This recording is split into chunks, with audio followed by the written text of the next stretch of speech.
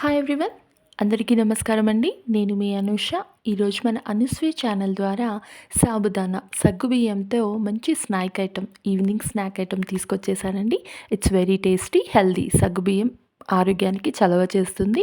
It's very tasty కూడా అండి. Restaurant స్టైల్లో మంచిగా క్రిస్పీగా చేసుకొని ఈవినింగ్ స్నాక్ తయారు చేసి పెట్టుకోండి. ఇంట్లో వాళ్ళందరూ ఇష్టంగా తింటారు.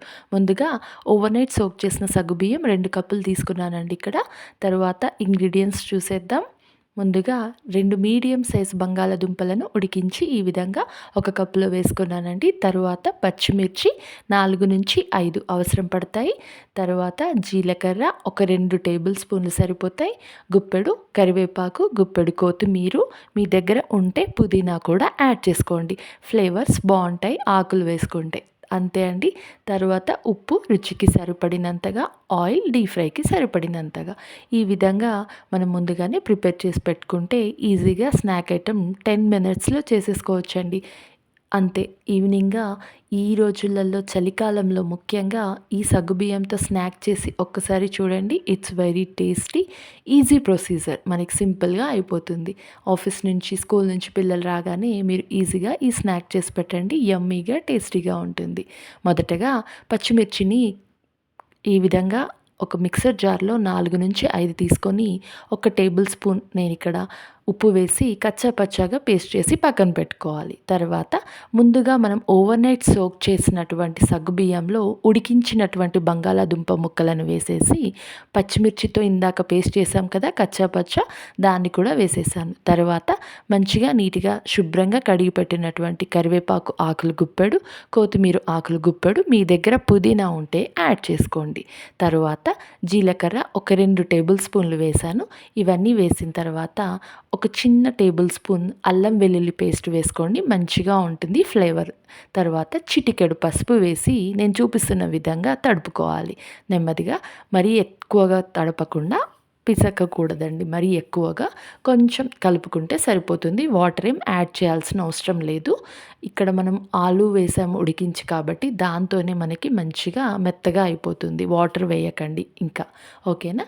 ఈ విధంగా చిన్న చిన్నగా అన్నీ సమానమైనటువంటి సమాన పరిమాణంలో వచ్చే విధంగా నేను ఫింగర్స్ ప్రిపేర్ చేసి పెట్టుకున్నాను.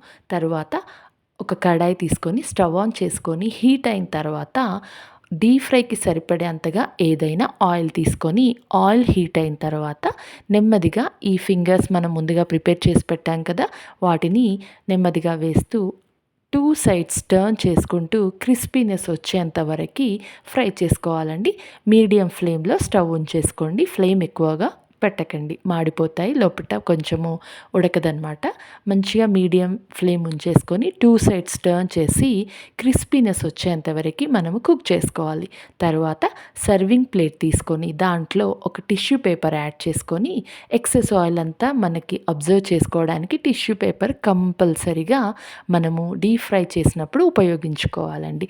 అంతే, ఎంతో సింపుల్గా అయిపోయింది చూసారా.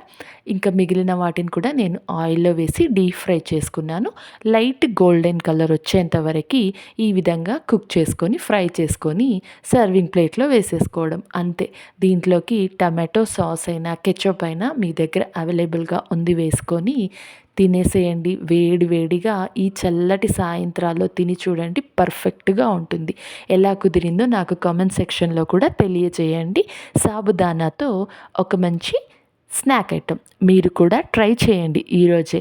అలాగే కొత్తగా మన ఛానల్ చూస్తే మాత్రం please do subscribe, like, share మన అనుస్వే ఛానల్లోని వీడియోస్. అలాగే ఇలాంటి మంచి మంచి వంటకాలను అందిస్తూనే ఉంటాను.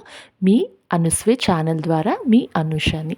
ఓకే అండి, ఈరోజే మీరు ట్రై చేయండి సాబుదానాతో క్రిస్పీ ఫింగర్స్ రెస్టారెంట్ స్టైల్లో ఎలా చేయాలో. Thanks for watching.